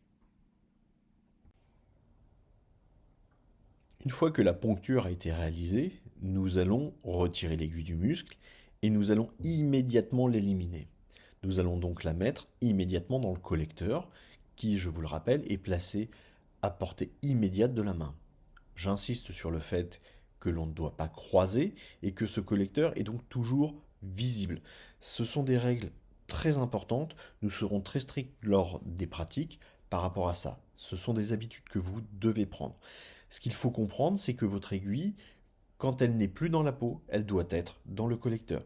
En aucun cas, vous devez essayer de réfléchir, voir, bouger l'aiguille dans l'air, ce que vous voulez. Cette aiguille, elle est dans la peau. Une fois qu'elle n'est plus dans la peau, on la met immédiatement dans le collecteur. Ensuite, nous allons passer à la compression. La zone qui a été poncturée, piquée, doit être comprimée, même si on ne voit pas de sang sortir. En effet, lorsque l'on va passer la peau, on peut avoir une extériorisation du sang, un saignement, mais on peut avoir en dessous la présence de sang, même s'il n'est pas extériorisé. Cette compression va limiter les bleus, et bien entendu, s'il y a un saignement, on doit impérativement l'arrêter, le comprimer. Qu'il soit extériorisé ou pas, cette compression doit se faire par l'intermédiaire d'un coton, d'une compresse, et il devra être obligatoirement réalisé par la main gantée. Comme nous l'avons dit à plusieurs reprises, on n'aborde pas un saignement sans gants. C'est une règle immuable et excessivement importante. Donc, on reprend, on prend l'aiguille, on a fini notre poncture, on sort l'aiguille, on la met immédiatement dans le collecteur, même s'il y a un petit peu de sang, on jette d'abord l'aiguille, ensuite on prend notre compresse, on peut remettre un petit peu de désinfectant, et on va comprimer avec la main gantée. Dans cette dernière partie, nous allons nous intéresser aux complications et aux conduites à tenir. Au niveau des complications, il est intéressant de regarder ce qui peut arriver comme événement indésirable spécifique à cette pratique. Ceci n'est pas toujours évident, parce que dans certains pays, comme par exemple les États-Unis, cette technique est incluse dans la grande famille de l'acupuncture, ce qui ne permet pas de différencier les praticiens de dry des praticiens d'acupuncture. Il faut savoir que cette technique est utilisée dans de nombreux pays par des kinésithérapeutes, Canada, Chili, Irlande, Pays-Bas et dans plusieurs pays, bien entendu, européens. Au niveau des États-Unis, cela va être variable en fonction des États. Les éléments suivants sont issus du Collège de la massokinésithérapie qui a rendu un rapport au CNO. Une classification des incidents a été adoptée avec 3 types d'incidents, les incidents sérieux, significatifs et mineurs. Les incidents sérieux sont ceux qui auront le plus de répercussions pour nos patients. Parmi ceux-ci, on retrouve le pneumothorax. À ma connaissance, il y a 6 cas documentés, 0 en France. C'est pour ça que lorsque nous allons réaliser des ponctures au niveau du thorax, la plupart du temps, nous essaierons d'être tangentiels. Il y a des zones qui sont donc exclues à la poncture, comme nous l'avons vu précédemment, piquées entre les côtes, dans la zone du péricarde, et certains muscles sont à exclure des piqûres, par exemple le scalène antérieur. Ensuite, on peut retrouver la perforation d'un autre tissu vital. À ma connaissance, il y a un cas de péritonite, et c'est pour ça que là encore, nous n'allons pas piquer en avant des transverses au niveau lombaire, et dans la zone du péricarde, là encore, au niveau thoracique. Ensuite, on retrouve l'infection systémique. Je n'ai pas de données sur cet élément, et c'est pour ça que nous allons adopter des règles d'hygiène très strictes. Le dernier élément sérieux est une aiguille cassée, bien entendu, dans le patient. C'est pour ça que nous vous recommandons d'utiliser des aiguilles de bonne qualité. Celles que nous utilisons sont d'excellente qualité et vous verrez que je vous engage systématiquement à vérifier la solidité des aiguilles. La partie la plus fragile est la zone entre la lame et le manche. C'est pour ça qu'on n'enfonce jamais l'aiguille jusqu'au manche. On doit toujours laisser une petite marge de sécurité. Au niveau significatif, on retrouve les hématomes importants et diffus, ce qui explique là encore la nécessité de comprimer. On peut retrouver des irritations cutanées, souvent celles-ci sont en lien avec des allergies. Nous avons déjà parlé des risques allergiques précédemment.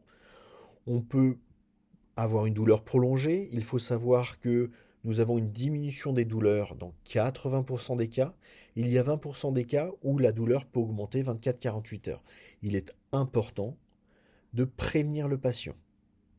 Ensuite, nous pouvons avoir des réactions végétatives, neurovégétatives très exactement, ou des réactions émotionnelles intenses. Nous pouvons retrouver des patients qui vont pleurer, il faudra donc savoir les accompagner. Même chose au niveau réaction neurovégétative, nous allons en parler tout à l'heure. On peut retrouver nausées, vomissements, évanouissements, je n'ai jamais vu, céphalée, problèmes gastriques, aiguille oubliée. Étant donné que nous n'utilisons qu'une aiguille, c'est assez compliqué de l'oublier.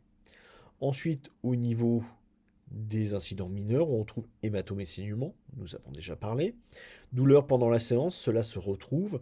Le traitement à la main comme à l'aiguille peut être douloureux pour le patient. Il faudra donc constamment discuter avec lui et s'adapter à sa tolérance. On peut avoir une augmentation des douleurs et donc des symptômes pendant la séance. Souvent, elle sera suivie d'une amélioration. C'est dans 80% des cas. On peut avoir une sensation de détente ou d'excitation. Souvent, on a une sensation de fatigue. Le patient a relâché ses pressions.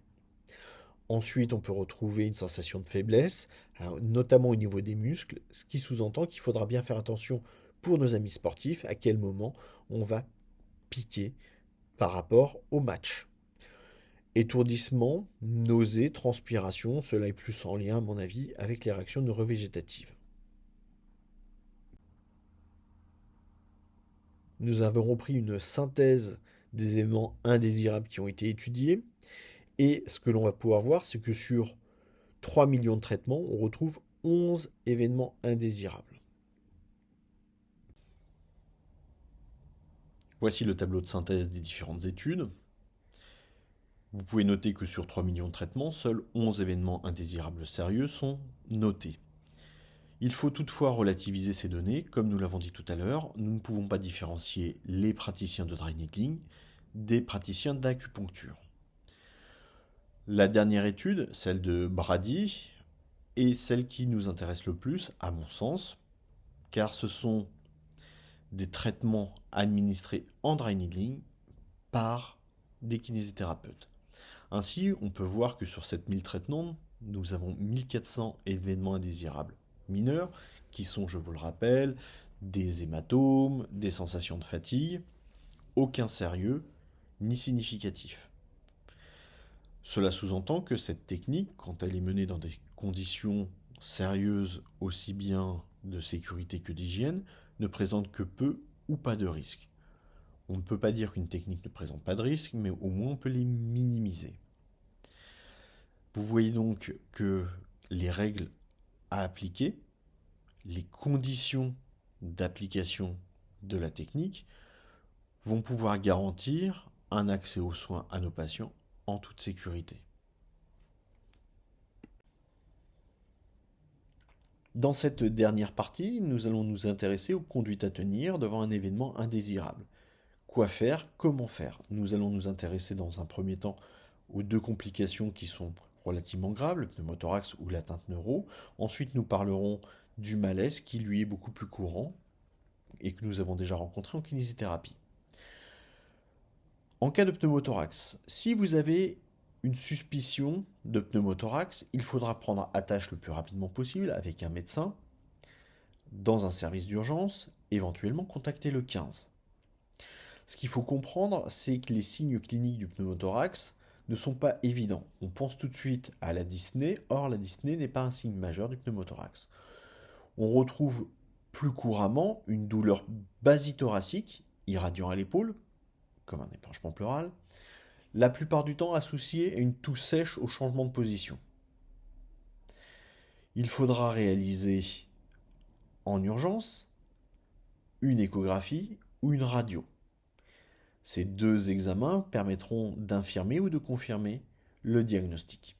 J'insiste sur le fait que le pneumothorax peut être très bien toléré par certains patients. Il n'est pas rare de voir dans les services d'urgence des patients qui ont eu des pneumothorax plusieurs jours avant et qui consultent et qui découvrent le pneumothorax par le médecin traitant de façon totalement fortuite.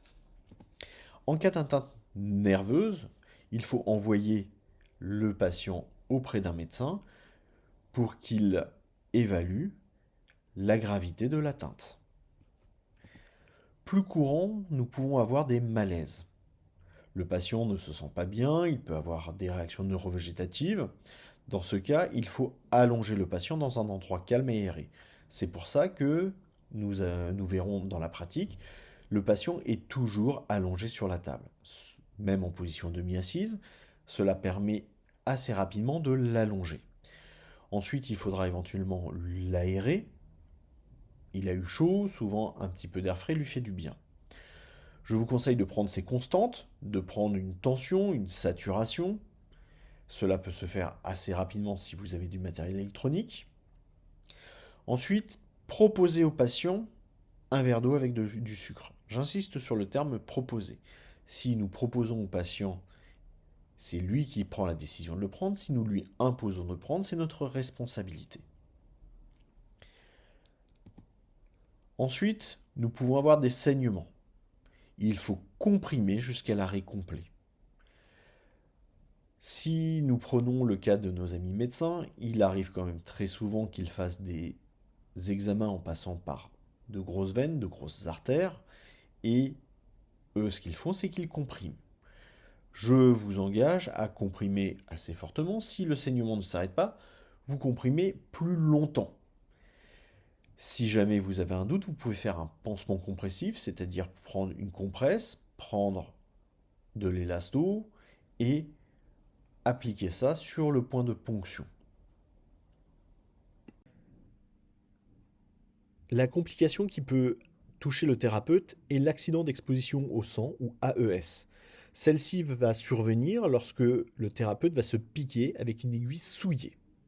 C'est pour ça que dans les recommandations, il faut éliminer immédiatement l'aiguille dès que la poncture a été réalisée. Si cet événement arrive, il faut réagir de la façon suivante. Dans un premier temps, nettoyer la plaie. Il ne faut surtout pas faire saigner cette plaie. Ensuite, on va la nettoyer avec de l'eau et du savon. Et ensuite, on va la faire tremper dans une solution antiseptique avec un dérivé chloré, le daquin par exemple, ou une solution iodée si on n'a pas d'allergie, à défaut dans de l'alcool à 70 degrés. Le temps de contact doit être assez long, supérieur à 5 minutes. Si par hasard cela va toucher les muqueuses, ce qui normalement ne devrait pas nous arriver, nous devons rincer abondamment avec du sérum physiologique, à défaut de l'eau, là encore pendant plusieurs minutes.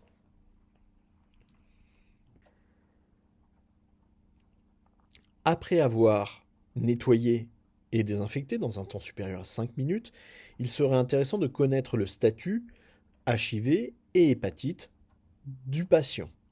Il faut savoir que rien ne l'oblige à autoriser la recherche de ce statut. Il faut savoir qu'il existe actuellement des tests rapides réalisables en pharmacie, ce qu'on appelle des TROT tests, pour connaître de façon rapide le statut sérologique du patient. En fonction des résultats, un traitement prophylactique pourra être mis en place. Si le statut HIV et hépatite n'est pas connu, que le patient refuse, il faudra le mettre en place de façon préventive. Dans cette slide, nous reprenons les éléments que nous avons vus sur le statut HIV pour l'hépatite, qu'elle soit B ou C. Je vous rappelle que tous les professionnels de santé doivent être normalement vaccinés contre l'hépatite B.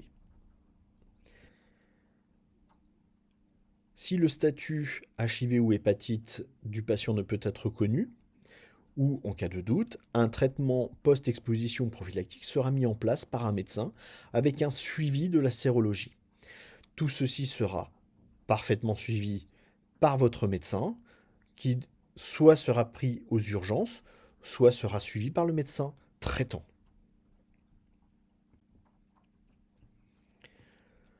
Je vous rappelle que les AES sont à déclaration obligatoire. Ça, ce n'est pas à vous de le gérer. C'est au médecin qui débutera le traitement prophylactique de le mettre en place.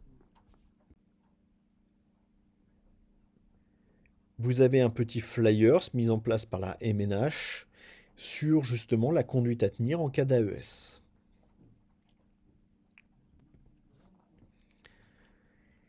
Il ne reste plus maintenant qu'à passer à la pratique. À chaque fois, nous ferons un rappel anatomique, nous reprendrons les éléments de palpation, les risques et les diagnostics différentiels, et ensuite, nous réaliserons la poncture. Merci d'avoir suivi ce cours jusqu'au bout. Bien entendu, nous prendrons un temps en début de formation pour répondre à vos questions et reprendre les éléments essentiels. Tout ce qui est la gestuelle, la pratique va être abondamment abordé durant la pratique. Et je reste à votre disposition pour tout type de questions. Dans les suites, vous aurez la bibliographie qui a été utilisée et les différentes sources que nous vous recommandons. Nous restons à votre disposition également pour parler de tout ce qui est ouvrage de référence et articles qui pourraient vous permettre une meilleure prise en charge de vos patients.